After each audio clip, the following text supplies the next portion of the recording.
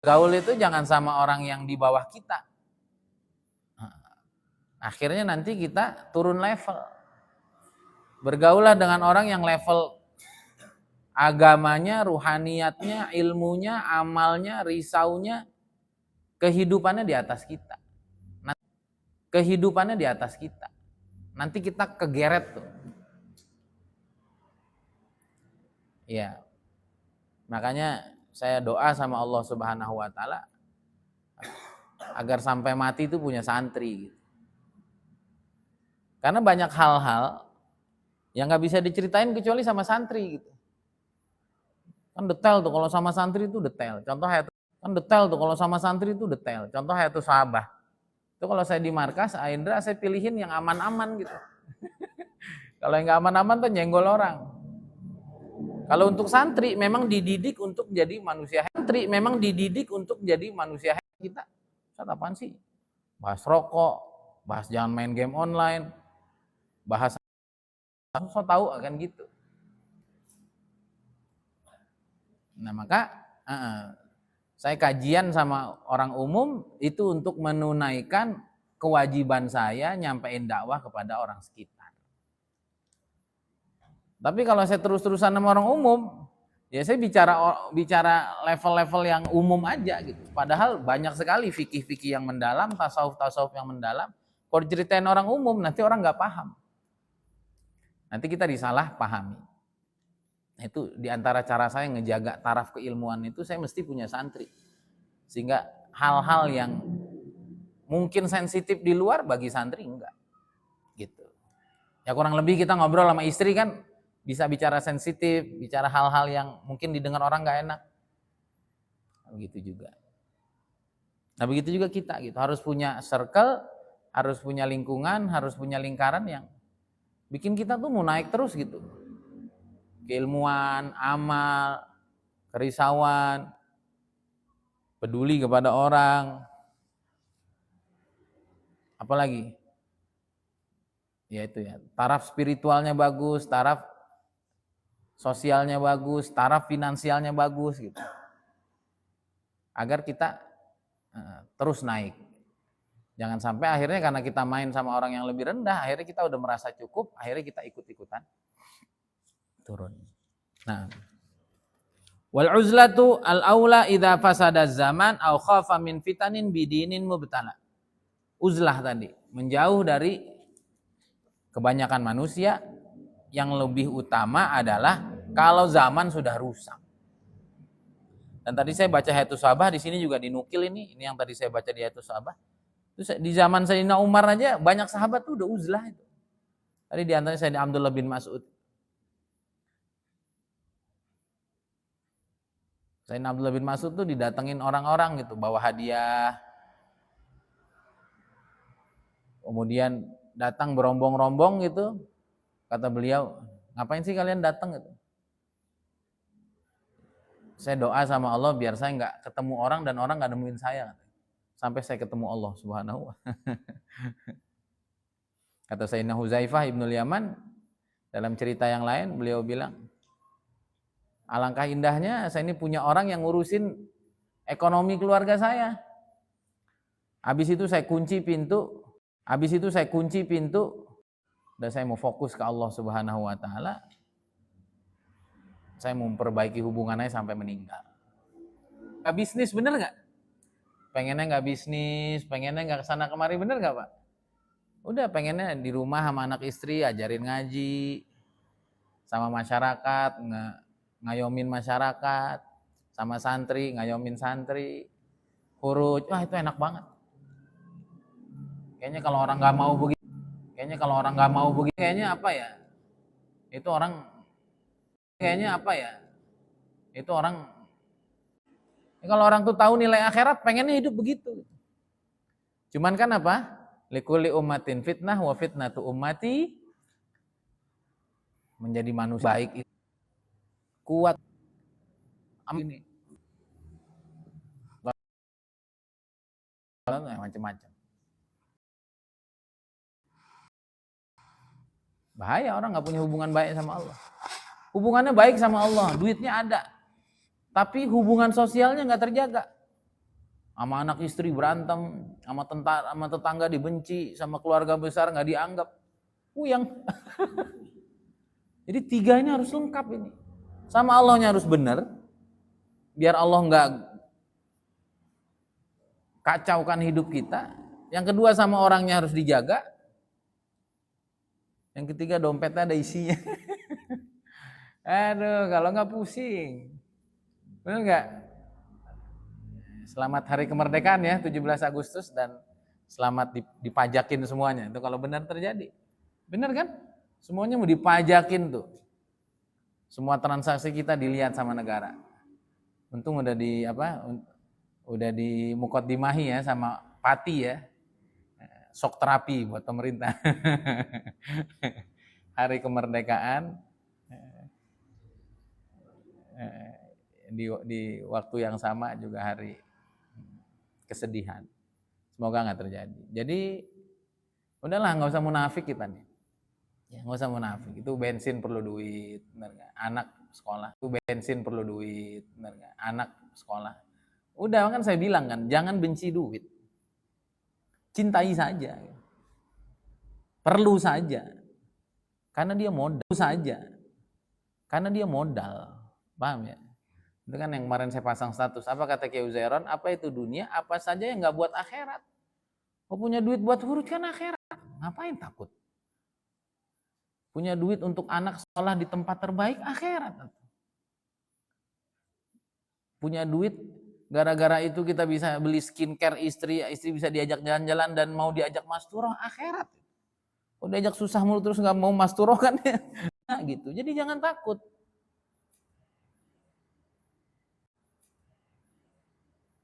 Ini penting, ini kita anggap ini penting, dia nanti datang. Itu kalau kita, oh itu dunia dia nggak mau datang, orang kita benci. Dan kalau kita benci orang, kita nggak mungkin ketemu dia dan dia juga nggak mau datang sama kita. Ini penting ini. Ya kalau enggak ntar anak udah banyak urusan udah repot, duit nggak ada, udah capek orang lama sama kita hidup susah, udahlah kita udahan aja. Bener nggak? Ini 3 ini penting ini, jangan dianggap remeh. Karena sebagian orang nggak nganggap penting hubungan sama Allah, nanti udah makin di atas jeger, jatuh, stres. Ada nggak yang begitu? Ada orang anggap penting doang sama Allah, tapi nggak penting nih ngejaga hubungan sama sesama. Oh dia kemana-mana pulang, keluarganya marah, tetangganya marah. Merasa penting ini jaga hubungan sama Allah, sama hamba-hamba Allah. Gak pentingin ini. Pak capek juga Pak hidup sama kamu Pak. Gak bisa. Anak juga begitu nanti. Ayah malu ya ke sekolah, kenapa? Ditagih terus sama ustadz, sama guru. Malu dia. Yang lain pada jajannya, kita enggak. Udah berisik, diem aja. Utang kemana-mana, nggak boleh. Jadi ini 3, ini kalau kita sempurna ini ajib.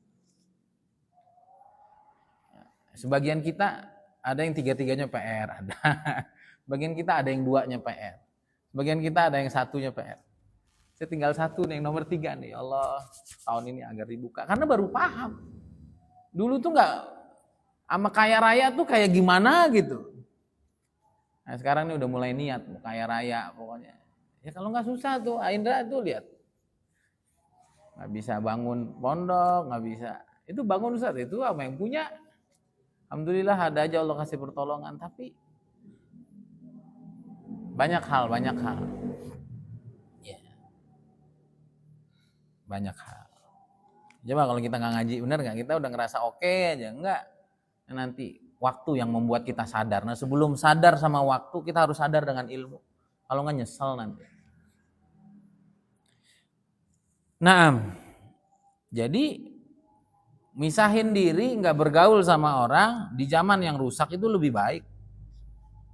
Seperti sekarang ini.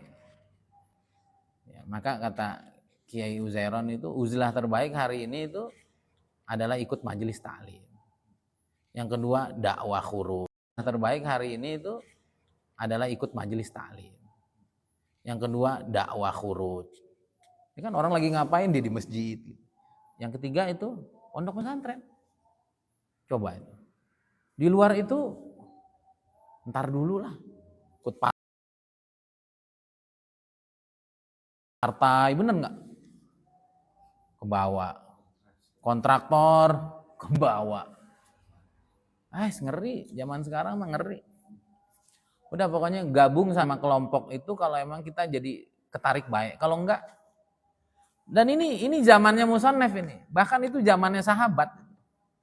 Kebayangkan gimana di zaman sekarang itu? Kata beliau, gimana di zaman sekarang itu? Kata beliau, mungkin kalau Musannaf Zainal Umar hidup zaman sekarang, doa mati aja lah. Terlalu berat itu. Beneran. Benci ulama. Gabung sama itu jadi risih sama majelis taklim. Gabung sama itu jadi kesel ngedenger azan kan gitu tuh. Gabung sama itu apaan sih? Ulama bentar-bentar haram, bentarnya sound horek kemarin kan. Haram gara-gara ulama negara ini nggak maju kan gitu. Kata beliau ini udah lebih baik uzlah aja. Uzlahnya kemana tadi tuh? Kalau diem aja di rumah ada HP. Bener nggak? Berarti uzlah apa enggak tuh? Malah nggak uzlah itu kan. Jadi berduaan sama TikTok, berduaan sama X, berduaan sama Twitter, berduaan sama YouTube. Jadi kemana-mana tuh. Maka yang terbaik itu tadi. Uzlahnya bergabung sama kelompok-kelompok yang baik. Kalau mau, nih di sini ada nih. Kalau mau benar-benar nyendiri dan kita memang bukan orang penting, nggak ada orang yang perlu sama ilmu kita, nggak ada orang perlu sama pengayoman kita. Kata beliau, pergi aja ke gunung-gunung dan jangan bawa apa kecuali perbekalan makanan. Ya, kalau di gunung main HP lagi nggak jadi lagi. Nah, begitu juga kata beliau, bukan hanya fitnah agama, bahkan takut terkena harta syubhat atau harta haram atau yang mendekati itu sebaiknya ditinggalkan. Ya, makanya guru-guru kita juga tidak terlalu menyarankan kita terjun di politik praktis. Karena berat. Ya, Ustaz Abu Syauqi aja bilang kan berat. Hartanya, tahtanya, wanitanya, nggak main-main. Tapi yang sudah di sana nggak usah kita suuzoni, kita doakan, kita support, kita dukung. Seperti dari teman-teman tablik ada Pak Helmi Hasan jadi gubernur Bengkulu. Itu emang udah di sana, itu emang harus ada. Tapi kita nih yang bukan bagiannya, apalagi saya Ustadz, kita dai nggak usah. Berat. Nah, orang-orang yang sudah Allah kasih kapasitasnya ya sudah. Artis-artis, berat nggak jadi artis tuh? Berat. Makanya mereka memilih hijrah karena berat. Nah, kita yang bukan artis nggak usah pengen jadi artis gitu maksudnya. Berat. Gitu. Jadi apa saja yang beresiko haram, syubhat, atau yang mendekati itu, adalah hidup ini nggak lama, kita cari yang terbaik. Yang kira-kira kita nyaman, anak istri kita selamat, kira kita selamat. Tapi kalau punya kapasitas di situ ya terjang, jangan nyerah. Kan ada ya memang orang tuh punya keyakinan dalam hati. Tapi kalau saya masuk itu silahkan. Ini kan ulama hanya ngasih rambu. Gitu. Nah, wal ikhtilatu binasina fi jum'ihim wa jama'atin aw nahwi dzalika fuddila. Nah, bergabung sama manusia itu tadi hanya di acara-acara kebaikan saja. Di sholat Jumat, sholat jamaah, majelis taklim, huruj, musyawarah, hubungan RT RW untuk ngejagain masyarakat, gitu-gitu aja. Selebihnya kata beliau udah di rumah aja. Urus anak, urus diri, urus keluarga. Nah, ini juga bergabung dengan orang itu sekiranya dia mampu untuk amar ma'ruf nahi mungkar. Ya. Tapi kalau ada mungkar dia nggak berani negor, ada yang baik dia nggak berani bilang, sementara lingkungannya lingkungan yang abangan kayak begitu, sama Islamnya nggak kuat, ujungnya ke bawah. Ini ke bawah. Syarat selanjutnya sabron ala kullil adza la yaghlibu fi dhannihi isyanu bimahafila. sambil dia memang orang yang punya sabar untuk ngadepin apa?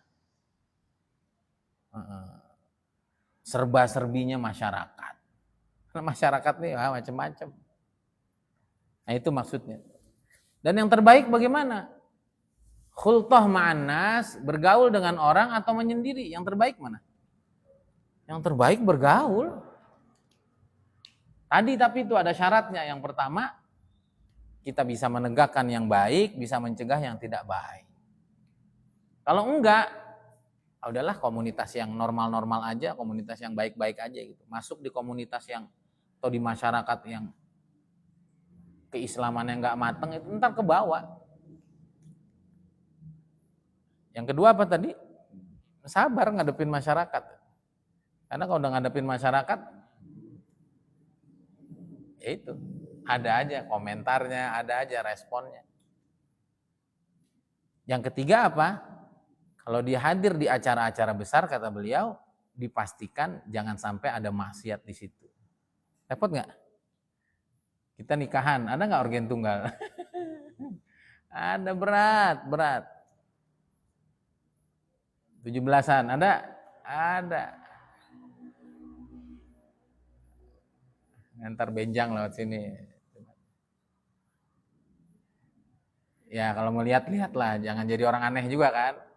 Nah, pondok juga terlibat juga gitu. Tapi yang udah berlebihan kita tarik diri, gitulah. Ini kan rambu-rambu ini, namanya apa? Rambu-rambu. Juga jangan terlalu kaku juga ya, jangan terlalu kaku juga. Tapi ya gitu, kalau ada benjang ya udah dia lewat. Nah, jangan kita hadang kan. Tapi kita ikut di situ, kita hadir, kita coret-coret sini, kita ikut-ikutan mabuk ya jangan. Berat. Nah, ini kata Imam Ghazali, kamu boleh bergaul sama orang asal kamu punya 7 misi. Yang pertama, belajar atau ngajar. Nah ini, kumpul-kumpul kita nggak ngaji, nggak ada yang ngajar, ngomongin orang, ya, ngeluhin hidup, benar nggak? Aduh ini kan gitu. Kalau begini kan positif gitu, pulang ada yang dibawa. Yang kedua, ngasih manfaat atau ambil manfaat atau ngasih manfaat ke orang. Baik agama, baik urusan apa? Urusan harta, begitu. Jadi bagaimana itu? Ya ketemu orang karena ngantor. Berarti kan ngantor kita dapat manfaat, bos juga dapat manfaat, kan gitu. Bisnis itu nggak apa-apa ketemu orang, karena kalau bisnis, kalau kerja nggak ketemu orang, itu dukun gitu. Ketemunya sama jin kan gitu. Nah itu boleh. Jadi ambil manfaat atau memberi manfaat dalam urusan fisik, urusan harta, urusan kepentingan apa. Nah, yang ketiga adalah dalam urusan pendidikan. Dalam urusan pendidikan, ini bukan ngajar dan belajar. Itu yang saya bilang tadi, ada pada santri itu namanya pendidikan, bukan pengajaran. Pendidikan itu dia ngebenahin karakter, akhlak. Nah, itu tingkatannya lebih lagi dari ngajar. Yang keempat apa? Istiqnas wal inas. Istiqnas wal inas itu ngambil kenyamanan sama orang, inas itu bikin orang nyaman. Jadi gampangnya boleh curhat sama orang yang tepat begitu. Ketemu orang buat curhat. Curhat ke ustadz, curhat ke kiai, curhat ke orang soleh. Itu boleh. Ya gitu ya. Jangan curhat ke janda ya. Atau janda curhat ke kita, bingung ntar. Itu kan nyaman dan bikin nyaman Ustaz. Oh enggak, ini maksudnya yang aman buat kita. Kemudian yang kelima adalah menghadiri acara yang itu bikin dapat pahala. Menghadiri jenazah, apalagi jenguk orang sakit, hadir acara keluarga. Nah itu begitu-begitu. Yang keenam, tawadhu. Yang keenam apa? Tawadhu. Kalau kita ketemu orang dalam keadaan kita merasa lebih baik, lebih buruk dari mereka, merasa hina, rendah. Karena kalau ketemu orang, nih orang hidupnya begini-gini amat, jadi dosa. Ini sikap hatinya. Tadi aktivitas luar, ini sikap hatinya yang keenam. Nah, dan yang ketujuh untuk ningkatin pengalaman. Untuk ningkatin pengalaman. Oh, begini penipu nih. Oh, ini orang baik nih. Oh, begini yang nyelesain masalah masyarakat. Nah, itu boleh kita bergabung dengan orang ningkatin pengalaman. Ini kata Imam Al-Ghazali. Dua lagi. Kan tapi kata sebagian ulama mutaakhirin bahwa uzlah pada zaman ini itu lebih baik. Walaupun ini jadinya pasif ya. Jadinya apa? Pasif. Kalau semua orang baik narik diri, orang jahat makin leluasa begitu. Orang jahat makin leluasa. Ini mah jalur selamat. Tapi kalau kita jalurnya jalur ingin nyelamatin orang, semoga Allah tolong kita. Kalau kita mau selamat-selamat sendiri, nah itu nanti semua orang jadi kacau. Kenapa kata beliau lebih baik menyingkir? Karena sedikit sekali acara-acara besar itu yang dan perkumpulan manusia, kalau zaman udah rusak ya nggak ada maksiatnya, itu kata beliau. Kemudian maksiat-maksiat itu ada riya, ya kan, kalau udah kumpul-kumpul pamer, udah kumpul-kumpul saling tinggi-tinggian geng, ribut, tawuran, dan lain sebagainya. Akhirnya kesimpulannya tadi saya baca di awal, jadi uzlah itu boleh bagi orang yang, contoh ya, artis gitu. Dia uzlah dari dunia perartisan lah gampangnya gitu. Dia nanti punya harta yang cukup, dia ngerasa aman dan nyaman. Dan dia narik diri itu memang dia nggak diperluin orang gitu. Tapi ini para dai nih, para ahbab, para kiai, orang-orang soleh yang keberadaannya dipentingin sama umat. Kalau dia pergi, wah umat itu jadi berantakan. Nah itu orang begitu nggak boleh uzlah. Tapi kita kalau memang kita nggak terlalu dipentingin sama masyarakat, kemudian ekonomi kita cukup, keluarga kita nyaman kalau kita bawa ke hutan gitu ya. Ada nggak orang uzlah di hutan? Ada tuh, saya pernah ke Subang. Ya Allah, itu mau naik. Itu dia lagi nungguin Imam Mahdi. Itu juga error juga tuh, niatnya error.